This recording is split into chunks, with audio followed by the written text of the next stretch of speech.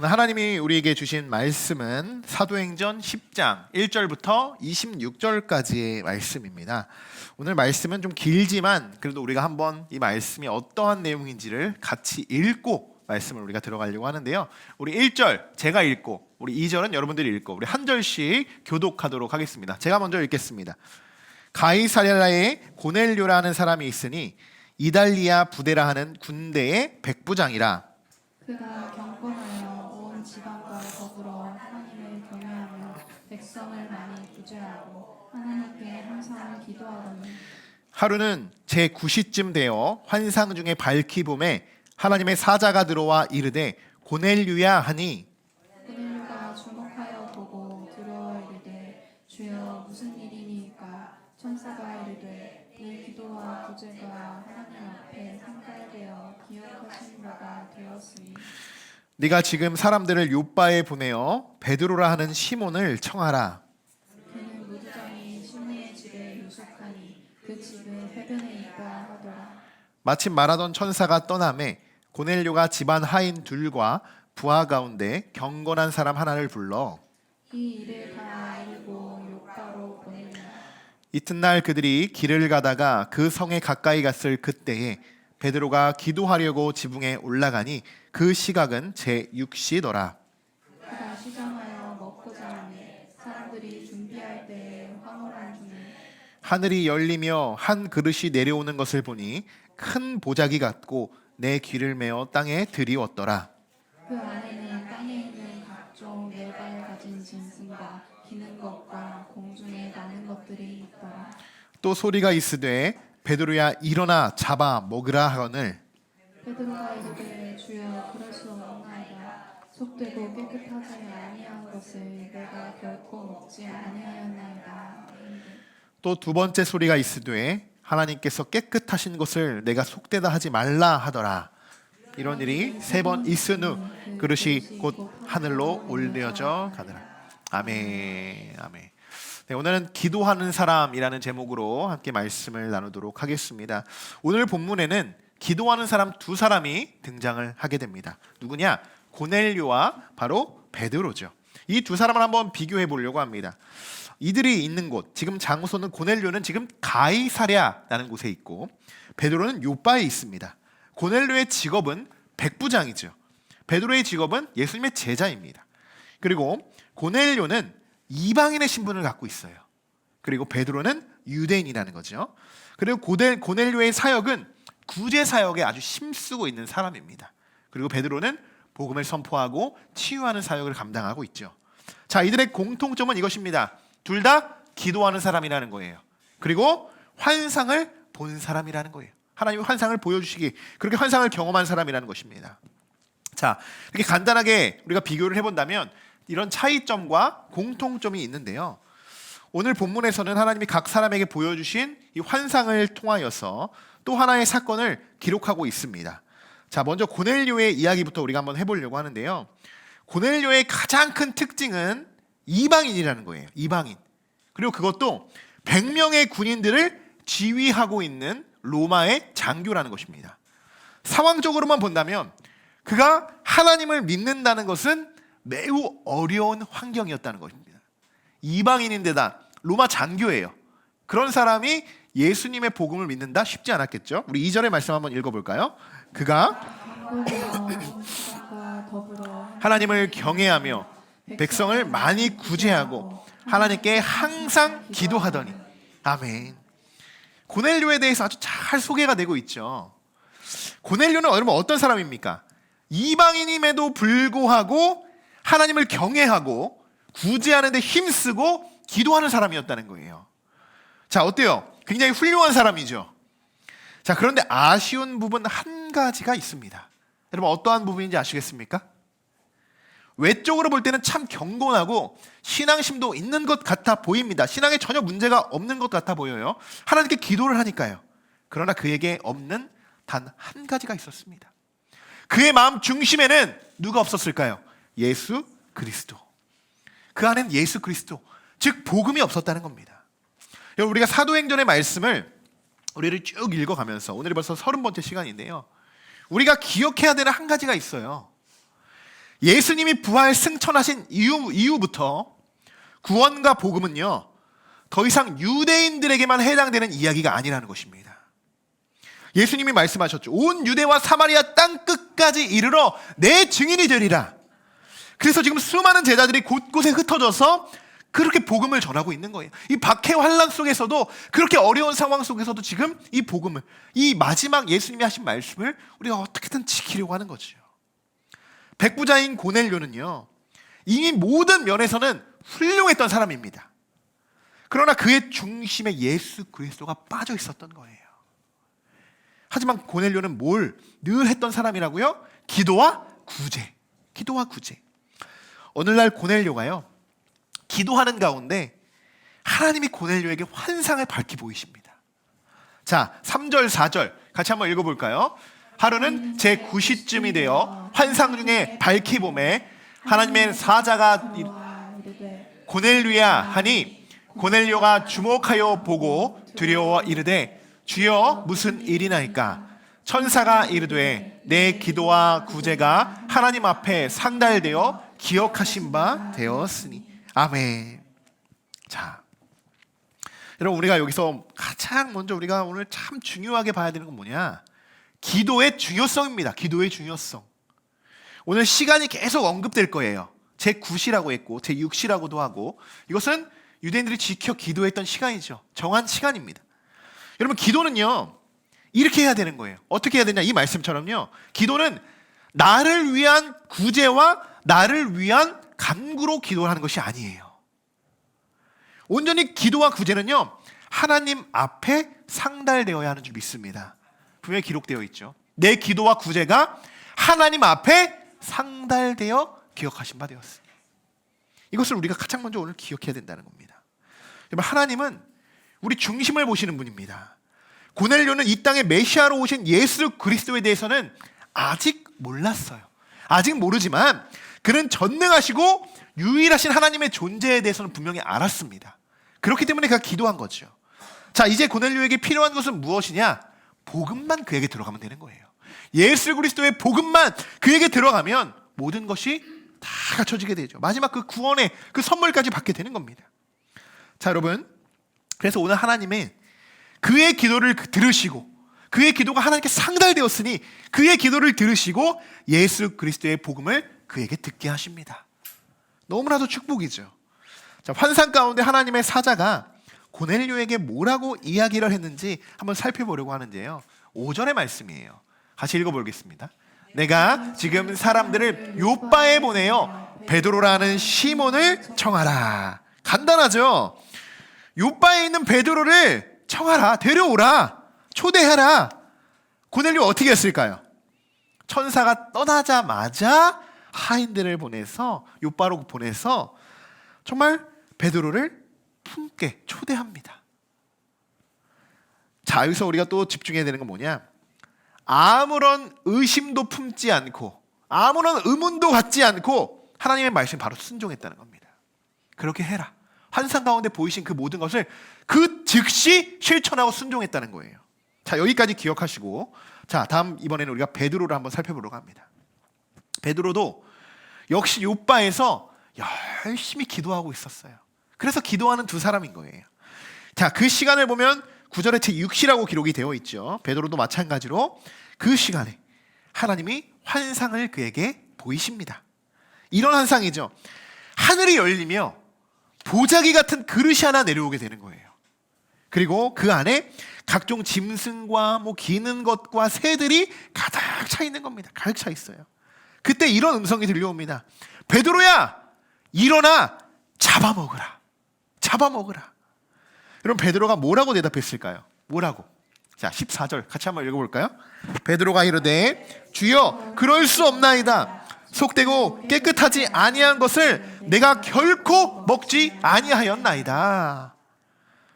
먹을 수 없다는 겁니다. 왜요?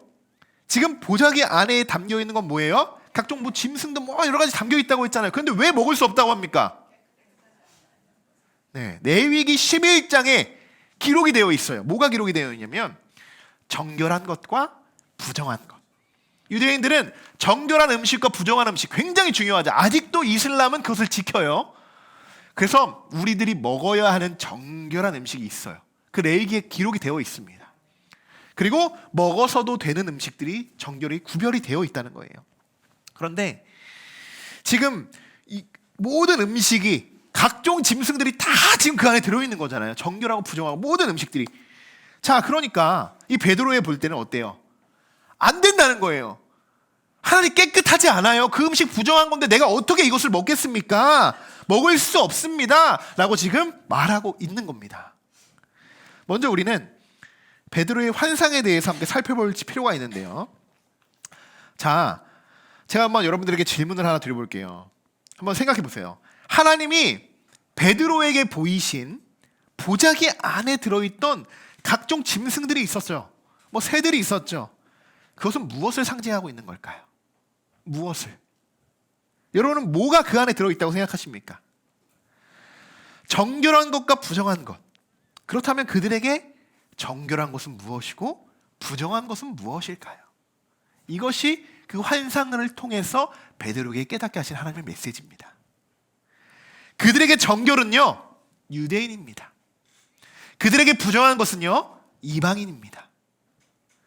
오늘 환상 가운데 하나님이 베드로에게 말씀하신 메시지는 이것입니다. 지금까지는 이스라엘 백성들에게만, 구별되고 축복받은 이스라엘 백성들에게만 주어졌던 그 율법의 정당성, 그 모든 율법의 정당성을 무효화시키고 정결법을 파기하신다. 그 말씀이 바로 오늘 말씀이라는 거예요. 조금 어렵죠? 쉽게 정리하면 이런 겁니다. 1번, 이제 더 이상 율법으로 구원받지 못해. 이것을 하나님이 깨닫게 하시는 거예요. 이제부터는. 두 번째, 구별되고 선택받은 유대인들만 구원받는 것이 아니다. 세 번째, 구원은 유대인이든 이방인이든 누구에게나 주어진 것이다. 라는 이 세 가지의 의미를 품게 하여 주시는 것입니다. 그러나 여러분, 평생을 이것을 지켜 살았어요. 그죠? 우리나라도 이 유대 간습을 통해서 뭐 제사법도 있고 늘 그렇게 나도 모르게 그냥 태어났을 때부터 그렇게 살아왔잖아요. 그런데 그 한순간에 버리려고 하면 쉽습니까? 버려집니까? 나의 몸에 그냥 나도 모르게 익숙해진 그 모든 것이 쉽게 잊혀지지 않죠.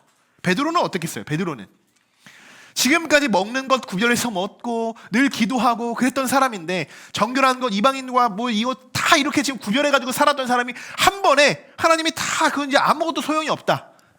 무슨 소용이 없다. 이스라엘 백성이든 모든 유대인이든 예수 그리스도를 믿어야 구원받을 수 있다. 라고 그것을 알려주십니다. 근데 한 번에 그게 베드로가 이해가 될까요? 받아들여질까요? 베드로는 아직도 이 말씀이 도무지 이해가 되지 않는 거예요. 지금 무슨 말씀일까 이게? 무슨 말씀일까? 지금도 제가 이제 이것을 여러분들에게 정결한 것이 무엇이고 부정한 것이 무엇입니다라고 설명을 해가지고 이제 우리가 그러면 안 되는구나 이해는 하지만 실제로 그냥 그 안에 보자기 안에 그냥 각종 짐승들만 담겨 있으면 이게 무엇인지 우리는 환상으로 알 수가 없다는 거예요. 자, 여러분, 베드로는요 복음을 전하고 병 고치는 사역, 심지어 지난 시간에 베드로가 무슨 사역을 했습니까? 여제자 도르가를 죽었던 도르가를 살리기까지 했잖아요. 그랬던 베드로였어요. 그런 베드로에게 하나님이 환상을 보여주셨지만 아직도 베드로의 마음 한켠에는 이방인에 대한 그 편견, 선입견이라고 하죠. 버릴 수 없었던 겁니다. 아직까지도. 하나님 안 됩니다. 이방인 부정합니다. 그래서 다시 환상 중에 하나님의 음성이 들려옵니다. 15절 같이 읽어볼까요? 또 두 번째 소리가 있으되 하나님께서 깨끗하신 것을 내가 속되다 하지 말라 하더라. 아멘. 자, 여러분, 우리의 모습 아닙니까? 하나님이 우리에게 늘 말씀해 주시고 심지어 환상까지 보여주시고 하나님 나 환상을 보여주시면 내가 믿겠습니다 라고 이렇게 이야기하지만 어때요? 보여주면 부정해버리잖아요. 하나님 안 됩니다. 아니잖아요. 이방인 정결하지 않잖아요. 그런데 그거 나한테 보여주셔도 안 됩니다. 하나님 안 됩니다. 여러분, 이 모습이 우리의 모습일 수 있어요. 하나님이 뭐라고 말씀하신다고요? 하나님이 깨끗하다고 하는 거를 왜 네가 속되다고 하냐? 여러분, 이것이 우리의 모습이에요. 하나님이 여러분 그 지으신 모든 피조물 다 하나님이 거잖아요. 하나님이 만드신 거잖아요. 하나님이 그것을 부정하다고 하면요 부정한 겁니다. 하나님이 깨끗하다고 하면 깨끗한 거예요. 그런데 그것을 내가 부정하다 하고 내 기준에 안 된다고 하고 그럴 때가 너무나도 많이 있습니다. 물론 지금 이 베드로의 마음도 이해가 어느 정도 돼요. 평생을 그렇게 살았으니까. 그런데 뭐냐? 우리가 또 하나 깨줘야 되는 건 뭐냐? 율법적인 신앙관을 깨트려 버려야 된다는 거예요. 베드로는 지금 율법적인 신앙관을 가지고 있는 거예요. 아직도 그 유대인들이 믿고 있는 그 신앙관이 지금 내 안에 가득한 겁니다.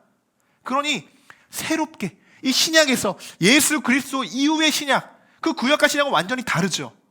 모든 것을 예언하고 기록되어 있던 그 말씀들을 실현으로, 정말 실천으로 옮기는 것, 그것이 바로 신약에 대한 말씀입니다. 그러나 아직도 이전에 예언되어 있던 그 말씀만을 붙잡고 있는 거예요. 있는 거. 여러분, 이 환상이라는 건 여러분 뭡니까? 환상이 뭡니까, 여러분? 우리나라 국어사전에 이렇게 쓰여 있어요. 환상이 현실에서 벌어질 수 없는 신비로운 일. 자, 세상 사람들이 정의해 놓은 환상입니다. 오늘 말씀 속에서 나오는 환상이 여러분 지금 이 세상에서 정리하는 이 사람들이 인간이 정리하는 환상과 동일합니까? 완전히 다릅니다. 완전히 달라요. 성경에서 말하는 환상은요, 가상적인 상황이나 꿈이 아닙니다. 하나님의 계시인 줄 믿습니다. 하나님의 뜻을 우리에게 알게 하시는 거예요.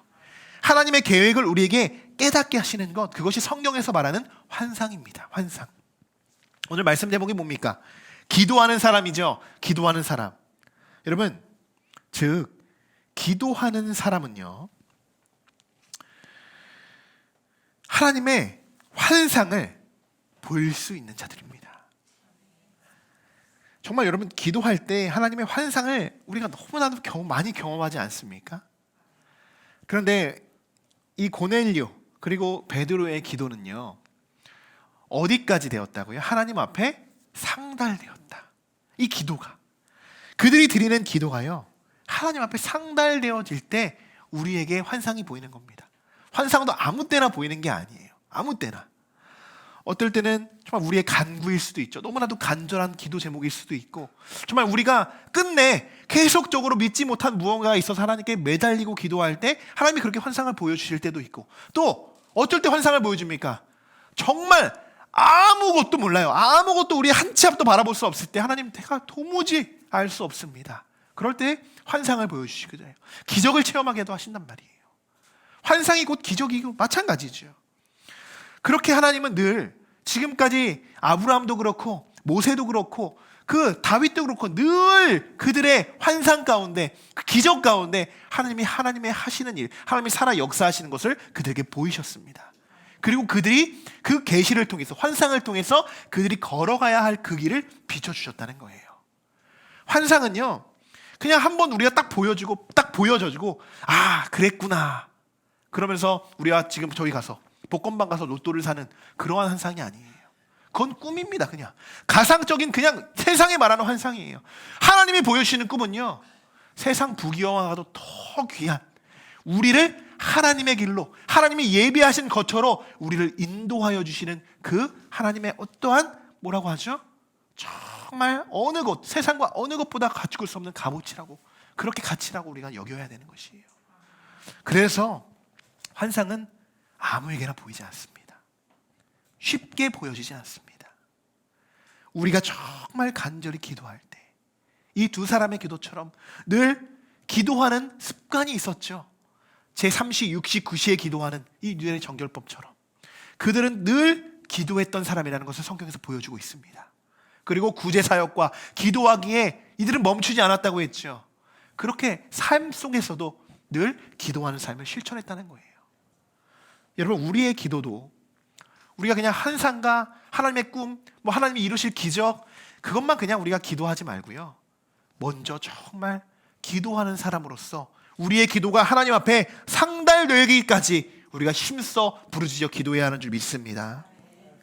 자, 오늘 말씀 제목이 기도하는 사람인데요, 저도 마찬가지로 정말 환상 가운데 저도 하나님이 이 목회자에 대한 소명을 밝히 보여주셨어요. 그래서 제가 지금 이 자리에 있는 것이고, 정말 오늘 여러분, 물론 여러분 환상만을 믿고 환상만을 그 경험, 환상의 경험만을 가지고 신앙생활을 하는 것은요, 매우 위험합니다. 매우 위험해요. 잘못 자칫하면요, 신비주의에 빠지게 됩니다. 굉장히 위험한 겁니다. 그래서 어떠한 사건이 있고 어떠한 경험만 있을 때 늘 뭔가 환상에 의해서, 심지어 이것을 조금 환상, 좀 어려울 수 있는데 체험이라고 한번 우리가 표현해 볼까요? 체험에 대해서 늘 어떤 체험이 있어야만 우리가 믿고 이것이 하나님의 뜻이라고만 판단하고 그것을 하나님의 응답이라고 믿고 그때서야 움직이는 분들이 계십니다. 물론 그것이 나쁘다고 이야기하는 것이 아니라 그것만을 의지하면 신비주의에 빠진다는 거예요. 하나님은 분명 체험적인 것 강조합니다. 이 감리교회 창시자 존 웨슬리도 체험적인 신앙을 강조하고 있어요. 중요합니다. 저도 체험적인 신앙 중요하다고 생각해요. 왜요? 하나님을 믿는데 하나님이 어떠한 분이신지 우리가 어떻게 알겠어요? 우리 체험해야죠. 체험해야지 믿어지는 거 아니겠습니까? 그래서 체험이 중요한 건데 그 체험만을 의지하는 것은 매우 위험할 수 있다라는 것, 그것을 여러분 염두에 두고 말씀을 들으셔야 됩니다. 앞서 말씀드렸듯이 기도하는 가운데 하나님의 뜻을 우리들에게 알게 하실 때가 있습니다. 너무나도 귀한 체험이에요. 그것도 아주 확실하게 보여주실 때가 있어요. 이 환상 보신 분들 여러분 아시죠?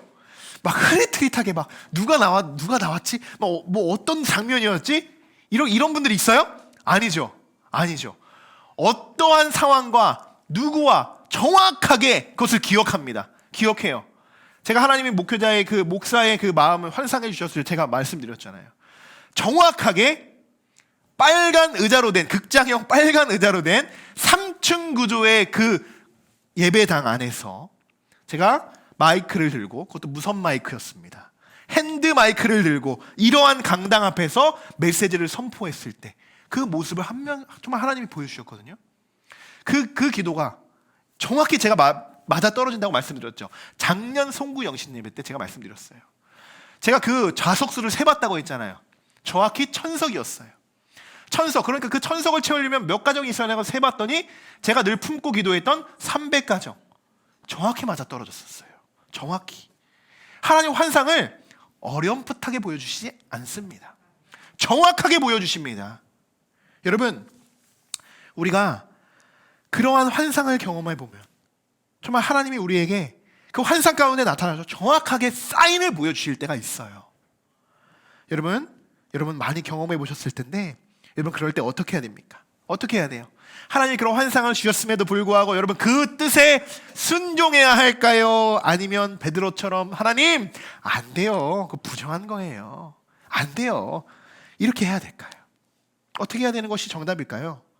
물론 한 번에 순종하면 좋지만요, 저도 부끄럽지만 저도 그렇지 못했습니다.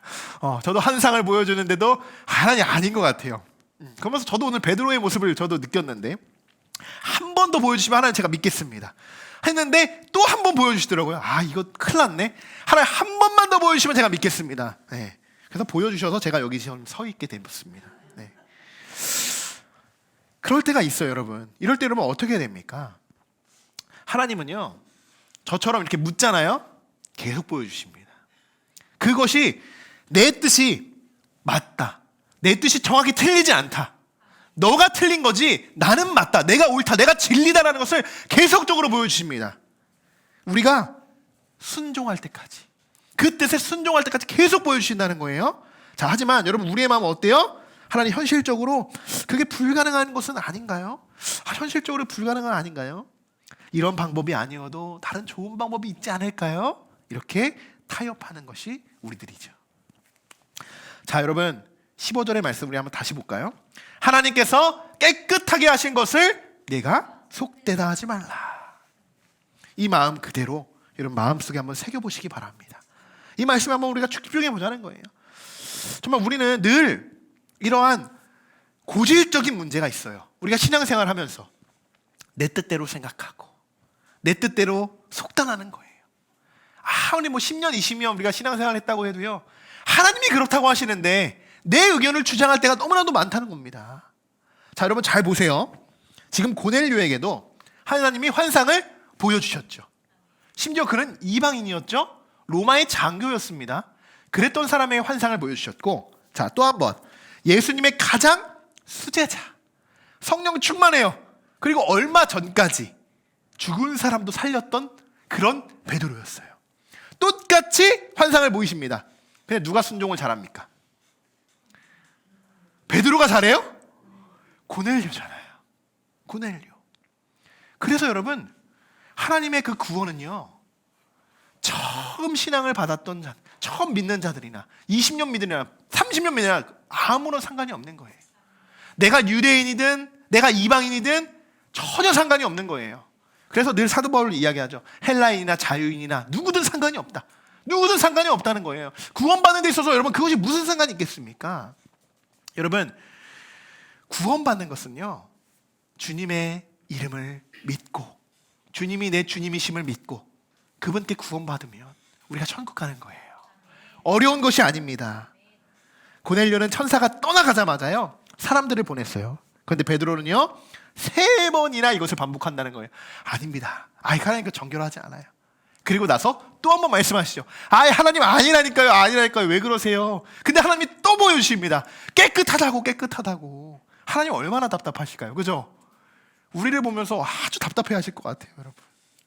하나님이 여러분, 오늘 말씀을 통해서 유대인과 이방인의 벽을요, 완전히 허물어 버리십니다. 허물어 버리시는 거예요. 사도행전은 어떻게 보면 이 바울 서신에 포함된 모든 이 신약의 이 말씀들의 흐름을요, 사도행전은 약간 축약해 놓고 있어요. 그래서 늘 뭐 고린도전서나 데살로니가전서, 뭐 갈라디아서 이런 말씀들을 읽을 때면요, 사도행전을 비교해서 읽을 수밖에 없거든요. 같이 연결이 되어 있기 때문에 이 사도행전을 쭉 보면서 여러분 아실 겁니다. 이 유대인들과 이방인의 벽으로 완전히 허무시고 예수 그리스도만을 통하여서 구원을 받을 수 있다는 것을 분명히 명시해주고 있다는 거예요. 다음 시간에는 우리가 고넬료와 베드로가 이제 만나는 장면을 살펴보게 됩니다. 이제부터 더 본격적으로 이제 앞으로 이방인들을 위한 그 사역의 복음 사역이 시작이 될 거예요. 지금까지의 사역은요, 그냥 어찌다 못해 그 로마 군사들의 박해를 피해서 다 이리저리 뿔뿔이 흩어진 그 사람들의 그냥 조금의 영향력으로 지금 이방인에게 복음이 흘러와 들어가는 상황이지만, 다음 시간부터는 달라집니다. 완전히 이방인들에게 있어서 이제 너희도 구원받을 수 있다는 복음이 선포되어져요. 완전히. 자, 오늘 말씀을 마치면서 오늘 우리도 베드로에게 들려져 있던 뭐가 있습니까? 큰 보자기 같은 그릇이 하나 있다고 생각해 보십시오. 큰 보자기 같은. 자, 그러기 그 그릇 앞에 그 안에는 여러분, 내가 생각하는 부정한 것과 내가 생각하는 긍정적인 것, 좋아하는 것, 원하는 것, 내가 갖고자 하는 것, 내가 이루고자 하는 것, 모든 것들이 그 보자기 그릇 안에 담겨져 있어요. 잘 생각해 보십시오. 그런데 하나님은요, 우리들에게 이렇게 말씀하신다는 거예요. 먹어도 괜찮다. 먹어도 괜찮다. 그것은 깨끗한 것이다. 오늘 말씀 속에서 가장 핵심은요, 바로 그릇 안에 담겨져 있는 내가 생각했던 부정한 것이 무엇인가를 발견해 보는 것입니다. 하나님은 그것조차도 깨끗하다고 말씀하십니다. 여러분, 아무리 그 죄가 더럽다고 여러분 생각하실 수 있죠. 이 죄가 너무나도 위험하고 더 이상 쥐면 안 된다고 생각할 수 있죠. 그 죄도 담겨져 있어요.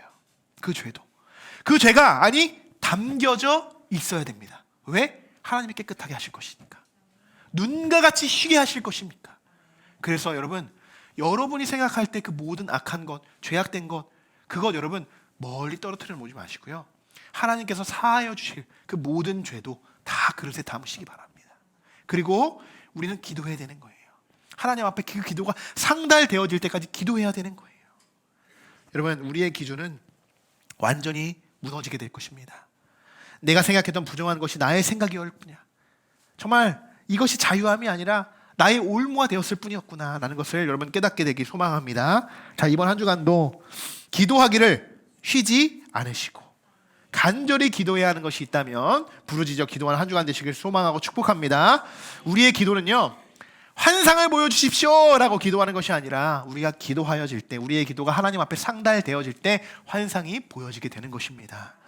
자, 우리 환상 가운데 우리의 기도에 응답하여 주실 그 하나님을 의지하고 그 말씀에 순종하는 이번 한 주간 되시기를 주님의 이름으로 간절히 축원합니다.